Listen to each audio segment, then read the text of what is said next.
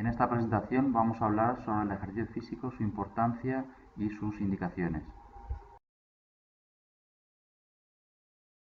Voy a hacer una breve introducción sobre la historia del ejercicio físico y luego hablaremos de los beneficios, de las recomendaciones y algún detalle sobre los tipos de entrenamiento que podemos realizar. El ejercicio físico no es ninguna novedad, ya se recomendaba por poblaciones antiguas hace muchos años para mejorar el estado de salud y ante enfermedades, sobre todo en los gladiadores y en los guerreros.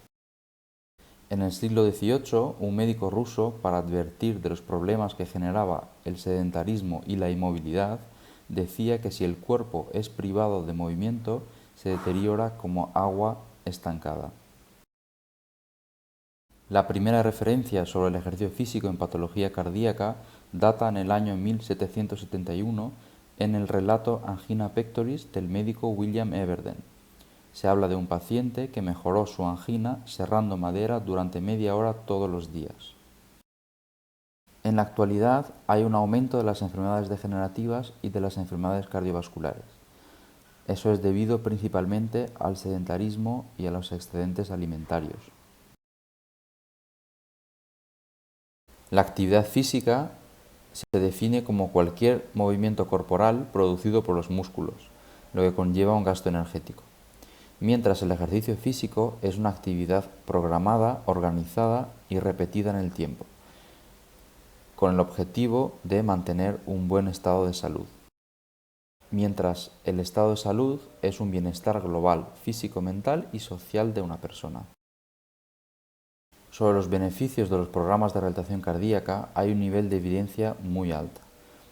Actualmente se recomienda que todos los pacientes diagnosticados de cardiopatía isquémica deben de ser derivados a un programa de rehabilitación cardíaca que incluye ejercicio físico.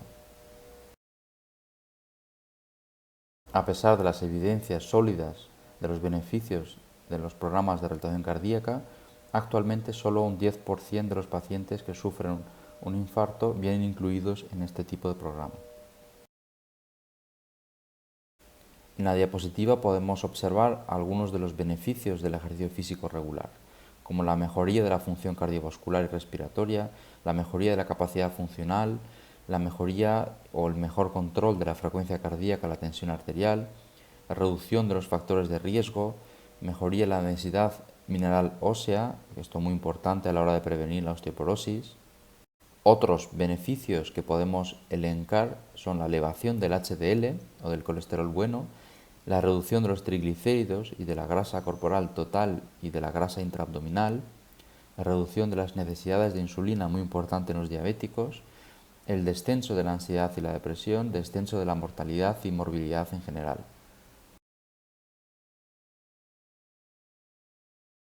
La realización del ejercicio físico hay que pensarla como la prescripción de un fármaco.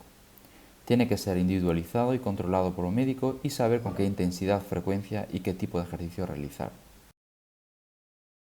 Las recomendaciones generales son de realizar actividades como caminar todos los días de la semana, evitar todo lo posible actitudes sedentarias y realizar un ejercicio aeróbico de 2 a 5 veces la semana. Las actividades de fuerza se pueden realizar de 1 a 3 veces por semana. El pulso o la frecuencia cardíaca refleja los latidos del corazón en un minuto. Se puede medir con un pulsómetro de forma automática o, como se puede ver en la imagen, buscando el pulso carotídeo y el pulso radial y contabilizando los latidos en un minuto. Es muy importante a la hora de monitorizar el ejercicio físico. No hay que pasarse de la frecuencia cardíaca que se prescribe.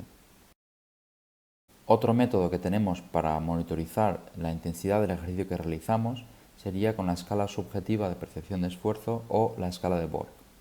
Esta escala la podemos aprender a usarla como se explica en la sección de vídeos. Los ejercicios que podemos realizar los podemos agrupar en 4 grupos principales: ejercicios cardiorrespiratorios o aeróbicos, ejercicios de fortalecimiento o ejercicios con pesas, ejercicios de flexibilidad y ejercicios de coordinación. Una sesión de entrenamiento bien realizada tiene que tener 3 partes principales: la parte de calentamiento, la parte de entrenamiento verdadero y una parte de enfriamiento y estiramientos. La fase de calentamiento es muy importante a la hora de prevenir lesiones. Tiene que durar unos 10-15 minutos y es como una preparación física y psíquica al entrenamiento verdadero. Durante esta fase tenemos un aumento gradual de la frecuencia cardíaca, mejora la elasticidad miotendinosa, aumenta la temperatura corporal y aumenta la velocidad y fuerza de la contracción muscular. En el entrenamiento aeróbico realizamos esfuerzos sostenidos en el tiempo y son muy importantes porque mejoran el funcionamiento del corazón y del sistema circulatorio.